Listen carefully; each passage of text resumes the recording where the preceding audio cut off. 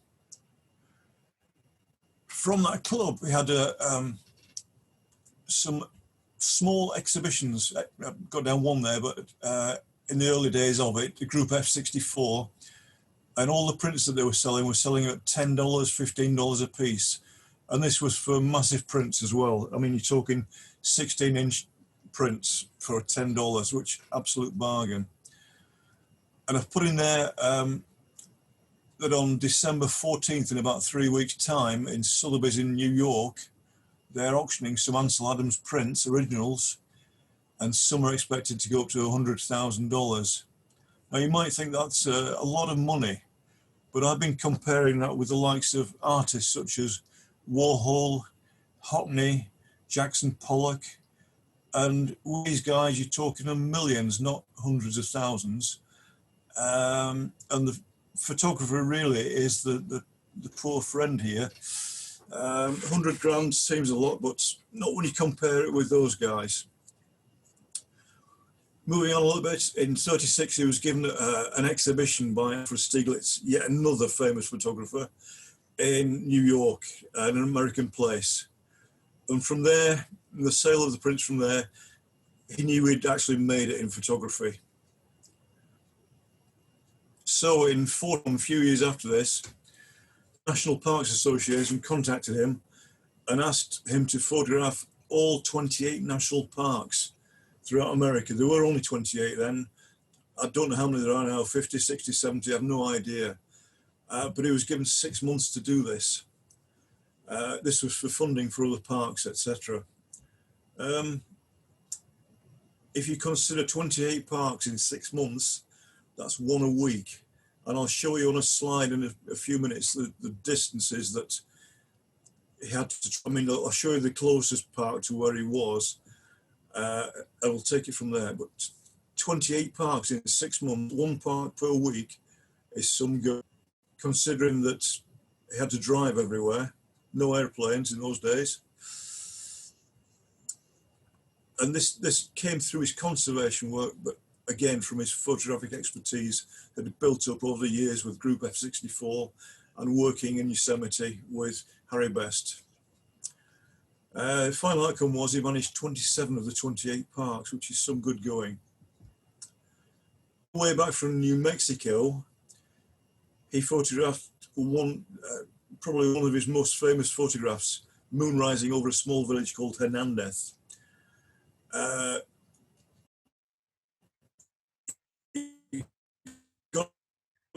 It tells us that he worked with this negative for over 30 years to get this print absolutely right. Now the story goes that they were coming back and Ansel saw this phenomenon, the moon rising over Hernandez. He said, "Stop the car, I've got to take this picture." And he got all the stuff out, camera, plate camera, mounted it all up, couldn't find the exposure meter. So it was basically scribble it down, basically on the back of a fag packet, as it were, work it out from the luminosity, the reflectivity, and he got an exposure. I don't know what it was, the book doesn't tell us. But as you can see from the left-hand picture, it was absolutely flat, no contrast whatsoever. The one on the right is somewhat manipulated, and then, if I move on, that's the final print from it. And as I say, he worked on this one for over 30 years to get it right, on and off, not all the time, but on and off. And if you look closely, you can see all the gravestones down the bottom, every individual one virtually. Not one of my favourite pictures, but certainly quite phenomenal.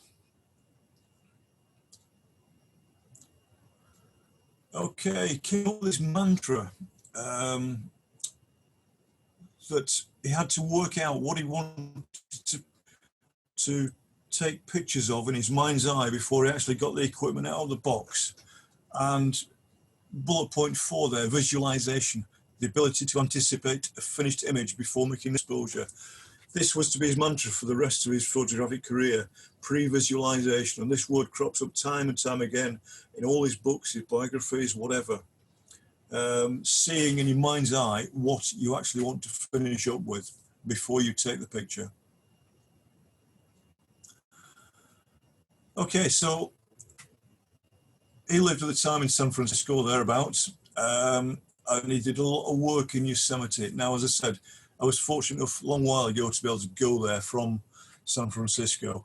And it took about 4.5 hours on a coach to get to Yosemite from San Francisco. The first sort of half the road was okay, big highways.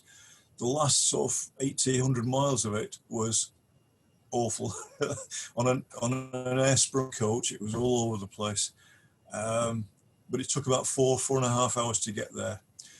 Yosemite is about 1,200 square miles. Compare that with the Lake District of about 900 square miles. So it's quite a big park. Now, when you go into Yosemite and you see pictures of Yosemite, most of the pictures you will see are from one particular valley. This valley is a couple of miles wide at the widest, maybe half a mile wide at the narrowest, and probably about 8 or 10 miles long, and it's called Tunnel View. This is the valley floor here. This is one of Ansel Adams' work from 1935, so this is on a glass plate negative. Mix your own chemicals, blah, blah, blah. Yeah, we've got El Capitan, all the famous names. El Capitan, Bridal Veil Falls on the right, Bell's Cathedral Rocks. It's about 4 or 5 miles down the valley is Half Dome. Yeah, and we've got all the pine forest, I suppose a kind of redwood. Now, I tried to take the same pictures as Adams. I failed miserably. That was my effort from more or less the same point. Bit blocky. This is a scan of a print that I produced all those years back. So he had the lovely clouds. Bearing in mind, he had 50 years or so to practice in Yosemite. I had one day. So we didn't have any clouds whatsoever. Very little water coming over the falls. So there we have it. Now, you might think, how do we get to this place to take these pictures? Well, a bit of a secret there, because if you go to the end of that tunnel view, you're actually on a car park. And this is where our coach pulled up on the bottom picture on the car park. And if you walk forward to the wall, which is the top picture, that is the view you get. And it's absolutely stunning. We later on walked down into the valley and walked a few miles down the valley floor. And it's incredible. Okay, so a little bit further on, we've got Half Dome. This is Half Dome in winter 1938, Ansel Adams. The Merced River in the foreground. And that's my attempt at it.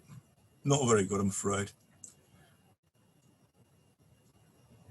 Okay, and we've got El Capitan in the sunlight, Merced River in the foreground. That's his. And I was actually standing in the water at this time in the Merced River paddling. It was such a hot day. It was probably about 35 degrees that day. The sky was just bright, just blue. It was just gorgeous day, but no good for taking pictures.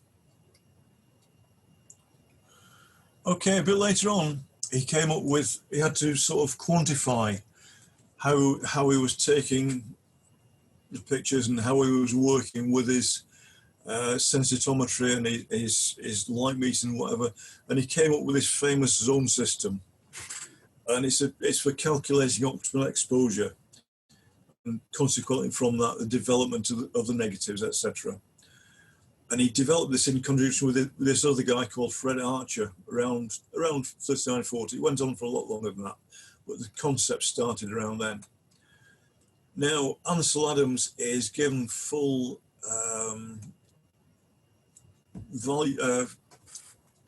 everything is down to him as far as the zone system's concerned. But actually, if you read more into it, Fred Archer probably put about 80% of the work in on this, but it was never sort of, what's the word I'm looking for? Credited. Say again? Credited. Yes, for it. You know, it was all down to Adams. Fred Archer seemed to disappear into the background. And it's a codification of the principles of sensitometry. And this was based on 19th century work by these two guys, Herter and Driffield. Okay. Now, H&D, we'll come to that in a second. But these modified zone systems, H&D curves, are still used. Now, up till 4 years ago, before I finally gave up work, I was working at University of Cumbria. We were teaching radiography. And H&D curves and a modified zone system are still so much in effect with radiography as they are with photographers. Okay. Now, this is part of the zone system that Adams and Archer came up with, and they had a grayscale going from black through to white and all the shades in between. Now, I was told in the beginning a good print, a good black and white print should have a good black, a good white, and all the shades as much as you can in between. That's how to recognize a good black and white print. So he quantified this, and he split it down into 11 zones, 0 to 10. 0 is a number. Okay, full range, pure black to pure white. However, dynamic range of the films was not that much, and dynamic range was from dark, almost black, to almost white. And any texture you could get within there was from about grade zone 2 to zone 8. Okay. Now, if you look at the bottom bit, this is familiar to everybody, I hope. Ansel came up with 11 zones. We've got 256 zones from 0 to 255. And this is what you get on the back of your camera, your digital camera now. So it's all relevant. We split it into 256 zones. He only had 11. But it's all down to the same principles. Pure black at 0, pure white at 255, all the tones in between, and that makes a good print, hopefully. So there we've got a print of, I don't know where it is, but it's one of his prints with various zones sort of overprinted on it. Okay, so this was the sort of stuff that he had to pre-visualize before he actually took the picture. How dark, how light, where is his exposure being put, etc., etc. And just a word on the H&D curve, just to sort of finish that one off. I think this top curve may be familiar to a lot of people that worked with film and darkrooms and etc., etc. Characteristics curve where we've got the toe, the gradient, which is basically the contrast of the curve, the shoulder and the solarization zone further on than that. This is the characteristic curve, the sigmoid curve, whatever. And lo and behold, in Photoshop, we have the same thing. However, with digital, the curve is actually a straight line. Okay, but we can tweak it to however we want in curves. If you use curves, that's there. Okay, so H&D is still very much alive from the 1880s, 1890s, and Ansel's zone system from the late 30s, early 40s. This is where I hand over to Steve.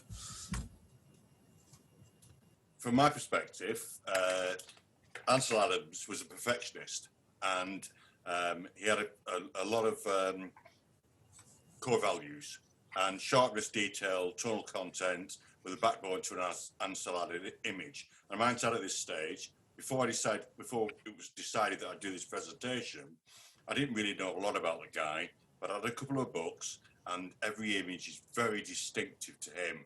You can all spot it immediately. And as we go through this, what I want to do is show you a little bit about why that is the case. To start off with, it, as discussed earlier, when he looked at an image, he didn't see what was there. He had a pre-visualization of what he wanted to see in that image. and using the zone systems and working with the darkroom allowed him to produce that at great effort. Next slide. Trying. Yeah. Right, okay. And it's well known that 50% of the process that he had occurred in the darkroom. And he's well known for spending an enormous amount of time in the darkroom and just to get one print, and it might take a whole day or 2 days or whatever.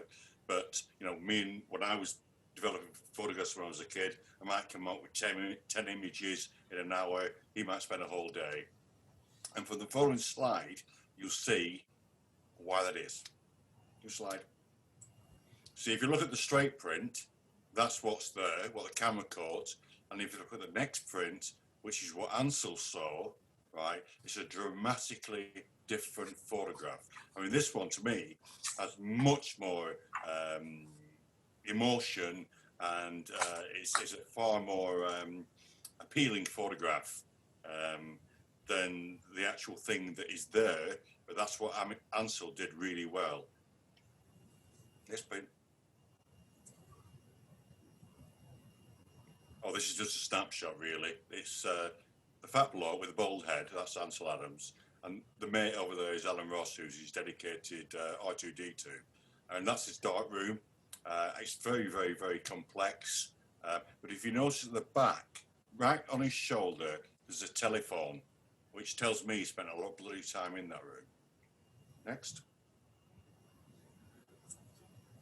And this is his dark room. It's quite boring, but he had two.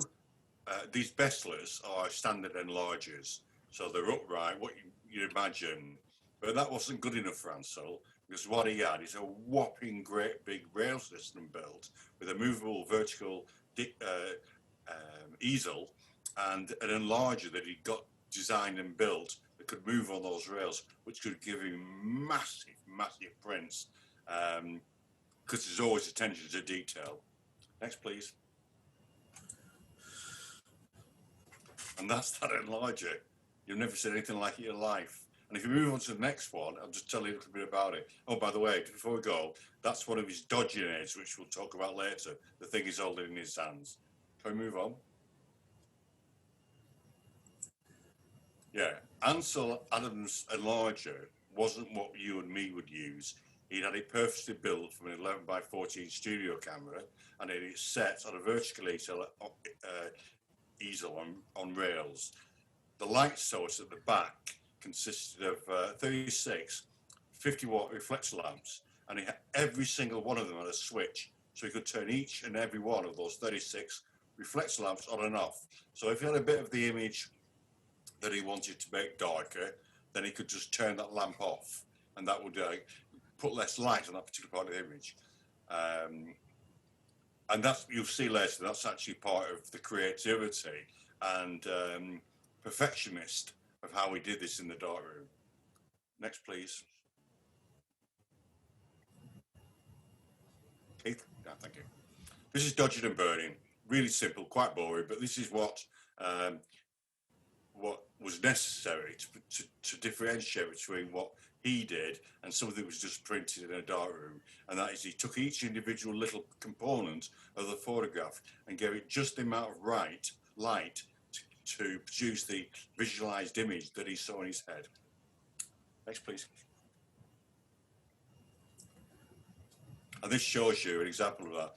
The actual photograph you can see there is one of his, but if you look at it, it's got plus 33 seconds, plus 11 seconds, minus 6 seconds. So he drew out on a piece of paper what he was going to dodge and burn, so that the image was created was just exactly what he saw in his head. And that's an awful lot of work, which is why he spent a day to produce one print. You could do that, I'm sure you all know, in Photoshop. There's, down the side of the tools, there's a dodge and burn tool, which makes it a lot easier for us to do, rather than having to do a bit of cardboard, as he had. Next, please. Now, the thing that Keith referred to earlier is that he was actually starting out to be a concert pianist. So he actually understood beats Now, in every darkroom I've ever seen, the basic tool is an enlarging timer that you set to give the amount of seconds you need, to give the exposure you need. He didn't have a single one of them in his darkroom. What he had is a metronome, and the metronome set to 60 beats per minute, and he just counted the beats as the metronome worked. Next, please. Now, in black and white photography and in film photography, the shadows, if you underexpose the shadows, you cannot bring out that detail back because it's lost. If you overexpose the highlights, you can to some extent bring those highlights back in to correct contrast. So what he did is he came with this thing which is expose for the shadows and develop for the highlights. And that's the sort of image that he produced. Thank you.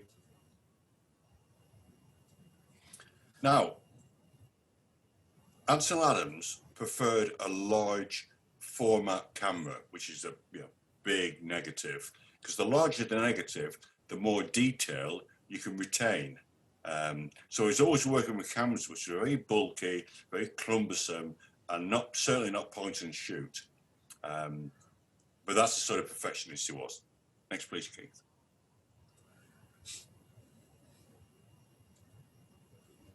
And he often used them on his car, which he had a special roof rack made so that he could actually put his tripod on it. And as you can see, that's an awful lot of dedication. He gave everything to this art. Next, please.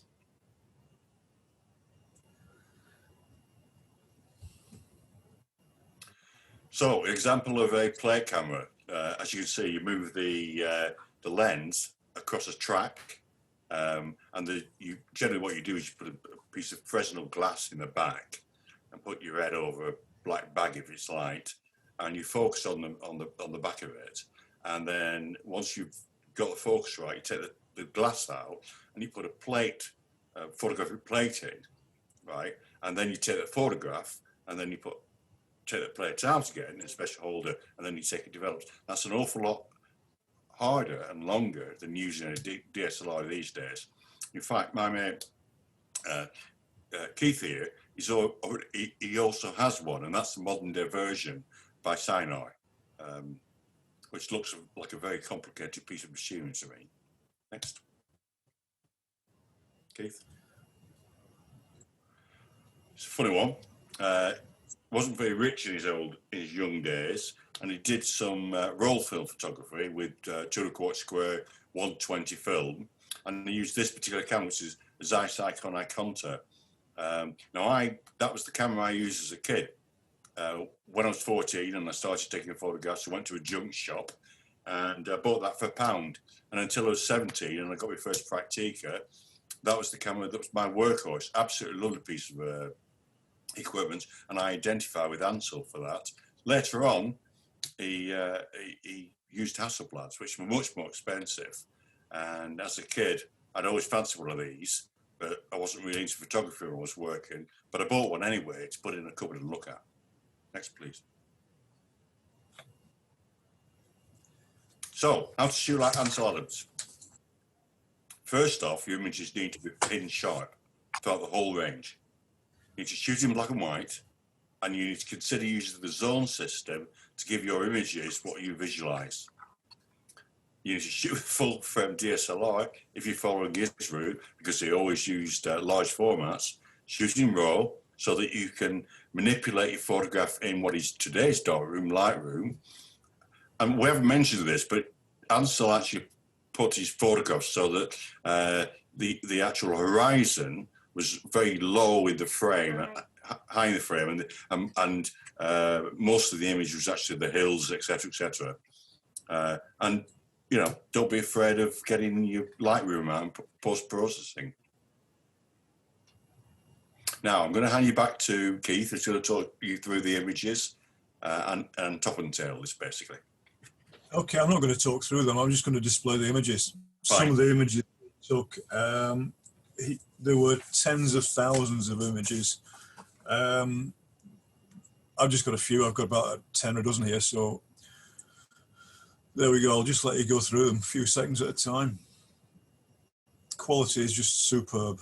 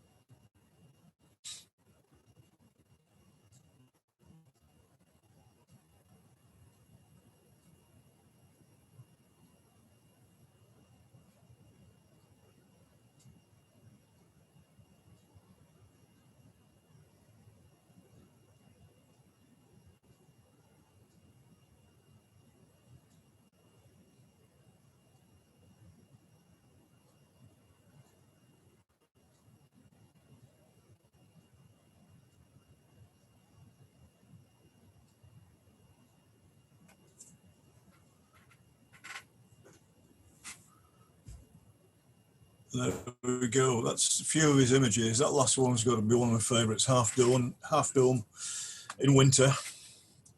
Absolutely gorgeous image. And just to round this off, through his life, he was given tons and tons of awards, honoraries, whatever else. And I've just picked a few there. And one that's interesting is the fourth bullet point down, an honorary fellowship from the RPS in 1976. Okay, loads of stuff, right, which is from the President of the United States, International Photography Hall of Fame, all sorts there. But I thought that one was quite interesting for the RPS. And finally, he died in '84 in Monterey, California, because he lived in Carmel at the time. Monterey is just up the road from there, a few miles away. And for the golfers out there, Pebble Beach golf course is right next door. A year after he died, they named a mountain after him, almost 12,000 foot peak, Mount Ansel Adams. It's right on the boundary of Yosemite. And his ashes were taken up there and consigned to it. And a memorial was subsequently erected there. Okay. And there is the guy. And that's where we'll leave it. Probably the greatest photographer of all time, in my opinion. Certainly much better than the guys around today. Not the prettiest, but there we go. I love his ears. But not his nose. When he broke his nose when he was 4. It was on a wall when he was 4 years old, you know, climbing on a wall. And there was an earthquake. It was San Francisco. And he fell off the wall and he broke his nose. And he never ever got round to fixing it, basically, because they had no money to pay for it. So they just left it. And his nose has been like that all his life. Let's forgive him for that. Good night, Ansel.